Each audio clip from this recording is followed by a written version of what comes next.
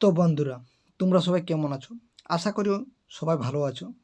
তো বন্ধুরা, আজকে আমরা কিছু গুরুত্বপূর্ণ প্রশ্নোত্তর আলোচনা করব, যেগুলা 2022-এর যে প্রাইমারি ইন্টারভিউ হয়েছিল, সেই ইন্টারভিউতে এই প্রশ্নগুলো কিন্তু করা হয়েছিল। তাই এই প্রশ্নগুলো তোমাদের জানা রাখা দরকার। এবং এই প্রশ্ন উত্তরগুলো তোমাদের জানা দরকার। তোমরা যদি উত্তরগুলো জানো তাহলে কমেন্ট করতে পারো, যদি না জানো তাও কমেন্ট করতে পারো। তাহলে আমরা অবশ্যই সেই প্রশ্ন উত্তরগুলো আমরা দেওয়ার চেষ্টা করব। আমরা কিন্তু এখানে প্রশ্নগুলো বলে যাচ্ছি এবং কিছুটা ডিটেলসে আমি তোমাদেরকে বলে দিচ্ছি।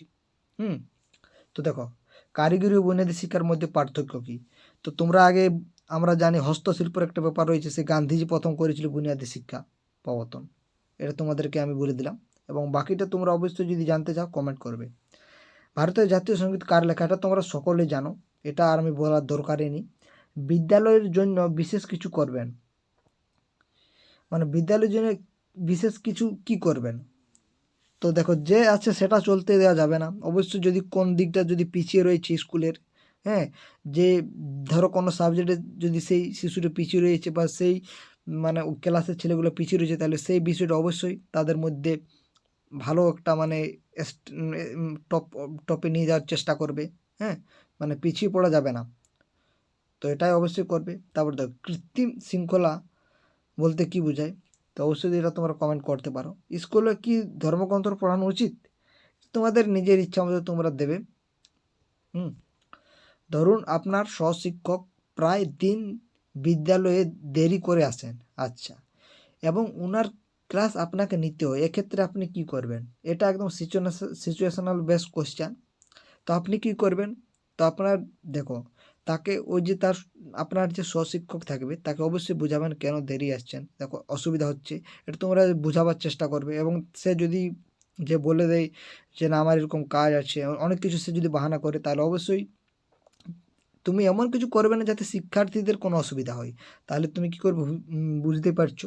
হ্যাঁ, তারপরে দেখো, কোনো রাজনৈতিক দল বা স্থানীয় মানুষ অনুষ্ঠান করার জন্য স্কুলের ঘর বা মাঠ ব্যবহার করতে চাইলে তার কি অনুমতি দেওয়া ঠিক হবে বলে আপনার মনে হয়?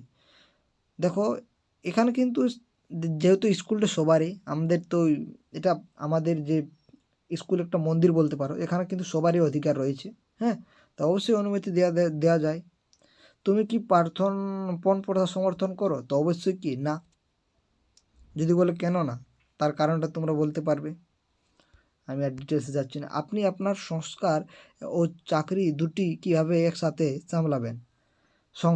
সংস্কার নয়, সংসার। তো সংসার ও চাকরি কীভাবে দুটি চালাবেন? তো অবশ্যই দেখো, চাকরির ক্ষেত্রে চাকরি আলাদা, সংসার ক্ষেত্রে সংসার আলাদা। তো আমাকে দুটোকে যদি একসাথে যদি সামলাতে বলার কথা বলা হয়, তাহলে অবশ্যই আমরা কিন্তু দেখো, আমি তো স্কুলে যাব 10:30 থেকে আমার স্কুল রইবে। তারপরে তো আমি সংসারে আমার সময় দিতে পারবো। হ্যাঁ, তো এরকমভাবেই সামলানো যাবে। মানব অধিকার কি, এর রক্ষা করা কেন প্রয়োজন? অবশ্যই এটা কমেন্ট করে জানাবে। বর্তমান বেকারত্ব বিষয়টা আপনি কীভাবে দেখছেন? তো সরকার এই সম্পর্কে কীরূপ পদক্ষেপ নিচ্ছে এবং কীরূপ পদক্ষেপ নেওয়া উচিত বলে আপনি মনে করেন? এরকম ধরনের প্রশ্ন করতে পারে। কোভিড পরিস্থিতি স্কুল খোলা ঠিক না ভুল, তার পরিপ্রেক্ষিতে কী বলবেন? যুক্তি দাও। তো অবশ্যই এটা কিন্তু দেখো, কোভিড পরিপ্রেক্ষিতে কিন্তু স্কুল খোলাটা কিন্তু একটা খুবই একটা মানে একটা ভালো দিক ছিল না। কোনো খবরের কাগজ পড়েন, অর্থাৎ কোন খবরের কাগজ পড়েন এবং সম্পাদনাকে অবশ্যই সেগুলো মনে রাখবেন, সেগুলো আপনি বলবেন ওই ইন্টারভিউর সময়। এবং যেদিন আপনি ইন্টারভিউ দিতে যাবেন সেই দিন তো অবশ্যই আপনাকে একটা খবরের কাগজ পড়তে হবে, বুঝতে পারছো? এবং সেইখান থেকে প্রশ্ন জিজ্ঞেস করতেই পারে। মনীষীদের বাণী পড়ার কী উপযোগিতা রয়েছে বলে আপনি মনে করেন? অবশ্যই মনীষীদের বাণী অবশ্যই খুবই ইম্পর্ট্যান্ট, কারণ এর আগেও আমাদের যে সমস্ত যে স্বাধীনতা সংগ্রামী যে মহান মনীষীগুলো ছিল, তারা কিন্তু এই এই বাণীগুলোতে অনেক অনুপ্রাণিত হয়েছিল। হ্যাঁ, তার ফলে কিন্তু আমাদের ভারতের স্বাধীনতা সংগ্রামে খুবই কাজে লেগেছিল এই বাণীগুলো। তো আমাদের অবশ্যই লাগবে এই বাণীগুলো আমাদের পড়াশোনার ক্ষেত্রে, বুঝতে পারছো? তারপর দেখো, সম্প্রতি কার লেখা পড়েছেন?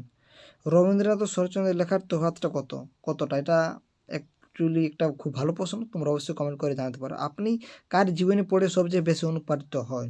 তো এটা নিজের ভাবে বলবে। তার জীবনে 2টি ঘটনা বা বাণী বলুন যা আপনাকে অনুপ্রাণিত করেছে। তাই দেখতে পাচ্ছ কেমন ধরনের, তোমরা অবশ্যই ভালোভাবে প্রিপারেশন নিয়ে যাবে, এই প্রশ্নগুলো করবেই। পার্শ্ব শিক্ষক কথাটি কেন বলা হয়? যদি কোনো শিক্ষার্থী বারবার অকৃতকার্য হয় তাহলে একজন শিক্ষক কী করা উচিত? তো অবশ্যই সে কোথায় কৃতকার্য হচ্ছে সেটা আপনাকে প্রথমে বুঝতে হবে এবং সেই অসুবিধাটা সেই শিক্ষার্থীকে যত তাড়াতাড়ি পারো আপনি সেটা সমাধান করার চেষ্টা করবে, হ্যাঁ। এবং দরকার পড়লে তাকে একটু বেশি সময় দেওয়া দরকার। জীবনে সাফল্য লাভের জন্য ছাত্রদের আপনি কীভাবে অনুপ্রাণিত করবে? অবশ্যই নিজের উদাহরণটা দেওয়ার চেষ্টা করবে। একজন ছাত্র আপনার ক্লাসে দেরি করে এসেছে, আপনি কি করবেন? অবশ্যই তার কারণ জিজ্ঞাসা করবে কেন দেরিতে এসেছেন। তারপরে যদি অনেক দিন করতে থাকে তাহলে অবশ্যই তাকে একদম ভালোভাবে বুঝিয়ে বলতে হবে। রাইট টু এডুকেশন সংবিধান কোন ধারায় রয়েছে? খুবই ইম্পর্ট্যান্ট। কোঠারি কমিশন কবে প্রবর্তিত? এটা ছিল 1964-66 এইরকম সালে। মতশ্রী শিক্ষা ব্যবস্থা প্রবর্তনকে, এটা অবশ্যই কমেন্ট করে জানাবে। দৃষ্টিহীনদের ব্রেন লুই যে পদ্ধতি সেটা হয় দৃষ্টিহীনদের জন্য। পরীক্ষা নকল করতে গিয়ে আপনার হাতে একটি ছাত্রছাত্রী ধরা পড়লো, আপনি কি করবেন?